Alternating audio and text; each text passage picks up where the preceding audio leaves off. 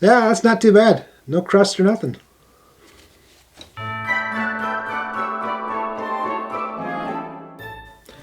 Aloha! Welcome to another Boot Holiday Special. This year we have a Holley carburetor. Now, I've been meaning to make this video along with a few other videos. I'll get to them, don't worry. And the other day, not too long ago, I drained this carburetor. And when I did it, I pulled the typical way you drain a carburetor is you pull the fuel bolts and let just drain the fuel out. And I noticed on this carburetor, the bolts are pretty nasty. I mean, so I'm guessing when we tear into this carburetor, we're gonna find something that's not pretty. It's gonna be pretty ugly. So I've been meaning to make this video because I wanted to do kind of a PSA or whatever, a reminder. If you haven't drained your float bowls, drain them. I mean, whenever I know my car's gonna be down, after like a couple weeks, I'll go ahead and I'll drain the float bowls because modern fuel is pretty nasty. I mean, everyone likes to blame the ethanol, but they put other stuff in there for emissions and so on. Like, for example, modern fuel is designed to be, sprayed and injected, so it doesn't need to evaporate or atomize as easily as it used to for a carburetor. So that's just, some of the chemicals they throw in there. I think it's, that and the ethanol, the moisture it attracts, attacking the inside of your carburetor. Anyways, if you haven't done it, there it is. Drain your float bowls. Go pull. Just take a few minutes. Pull a couple bolt screws. Hopefully they don't look like this, and you can prevent it from looking like that next spring. Now, this carburetor looks great on the outside. It's nice and shiny, but with the carburetor, it's not what matters on the outside. It's what matters on the inside. I mean, I just made a similar post on Instagram where I posted these bolts, and maybe that'll be my thumbnail. I don't know, but I figured this would be a interesting, quick video. I'll tear into this carburetor and show you what I find. So here we go. Now I've already removed. Oh, let's go the right way. The bolts already loose. I forgot I loosened some of these. I've already removed the bolts, and just by looking at this, it does not appear to have non-stick gaskets. So this is going to be interesting, I think. If not, I'm just going to cut this out and fast forward through it or whatever. The beauty of the internet. Your editor. You get what I'm trying to say. Okay, get this other side off. Might as well get them all right away. As I said earlier, I've already pulled some of the bolts. And these bottom ones don't look as bad as the top ones. So because it sat long with fuel. Now, the guy that got this carburetor, he got it off a friend, and who knows how many times it has sat with fuel until it evaporated out of the vents mostly, and it had all that time for that fuel to age and separate or collect water from the ethanol and chemicals and Let's see if we can get these float bowls off. Oh, surprise! It does have non-stick gaskets. You can see right there, the blue gasket. I mean, you couldn't see it from the edge, but that's great, because it's going to save me a lot of cleanup. Ooh, yeah. That bowl does not look good. You can see all the junk in the bottom of that bowl. It is nasty. The thing about carburetors is, let me get this metering block off. A little bit of pry in action. Just prying right here between this lip on the main body and the metering block to break it loose. And I can just peel it right off.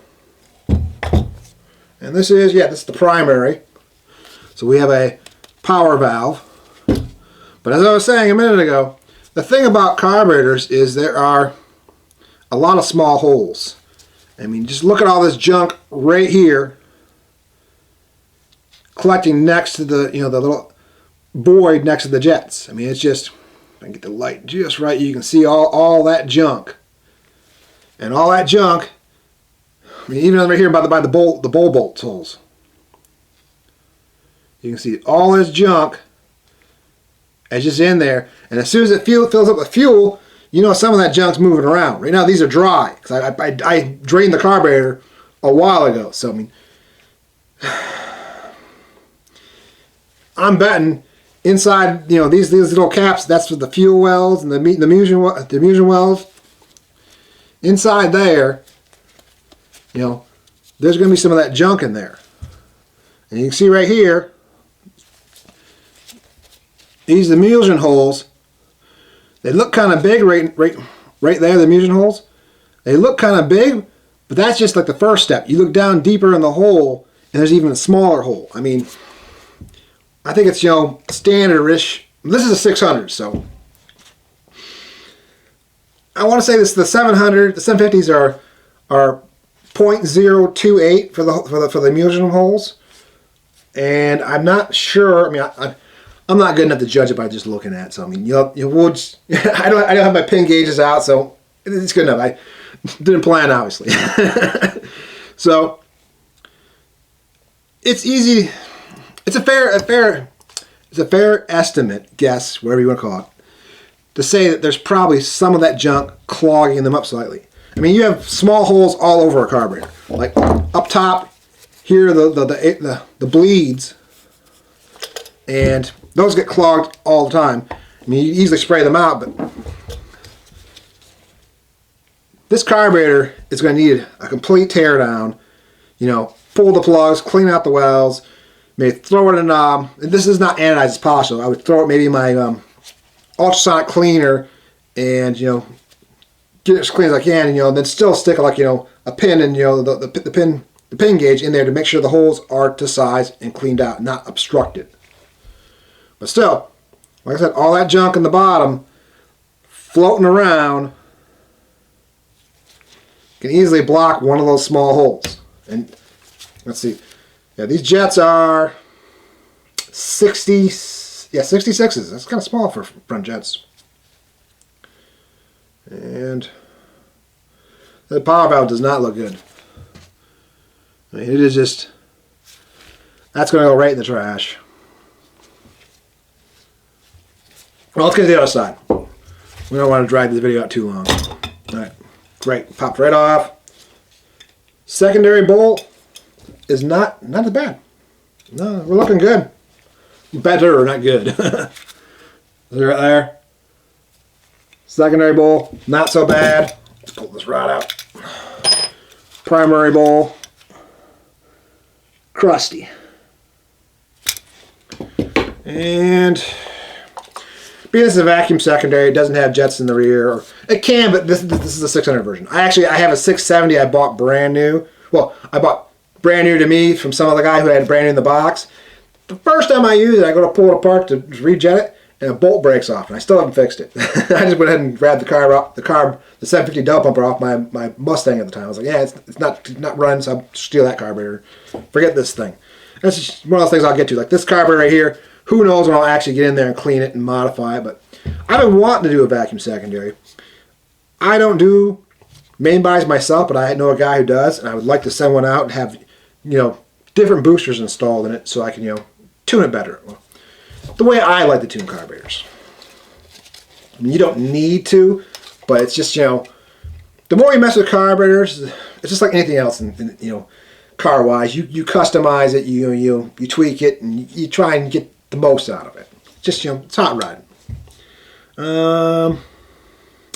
Look at the main body, just trying to see if there's anything apparent real quick before I show you guys.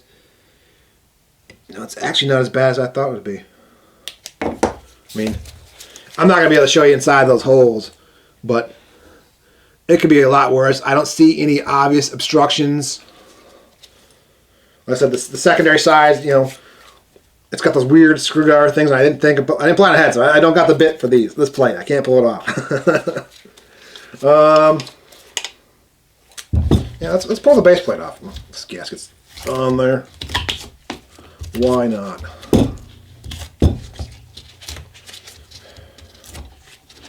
Yeah, it's actually looking better than I thought it was going to be. I think I can, you know, with not too much effort, salvage this carburetor. You know, just a good cleaning, you know, like I said, maybe ultrasonic cleaner.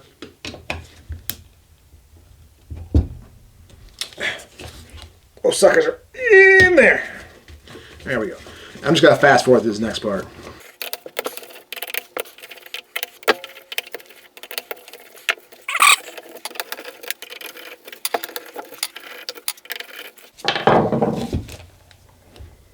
Alright, there we go. All screws are out.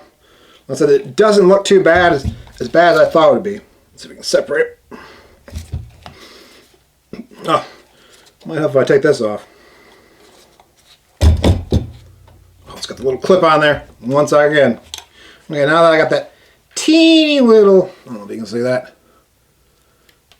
Oh, I just dropped it. It's gone. I got more. Now I got that little lever off of the secondary. Now I should pry the base plate off.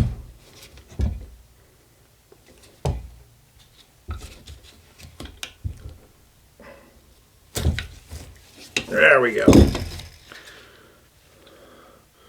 Now it's not looking that bad. And there's gasket everywhere, but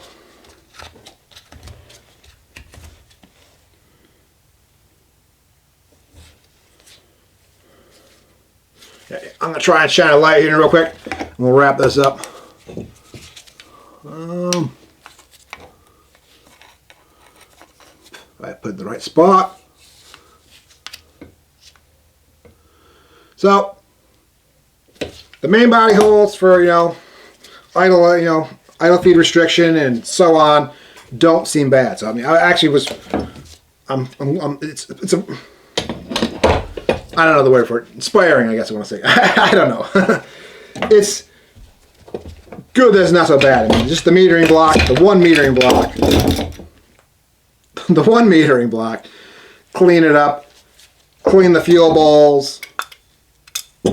And, go through the rest of the carburetor, blow it out, clean it, soak it, whatever. Slap back together, and it should be good. I mean, I was expecting to find much worse, actually.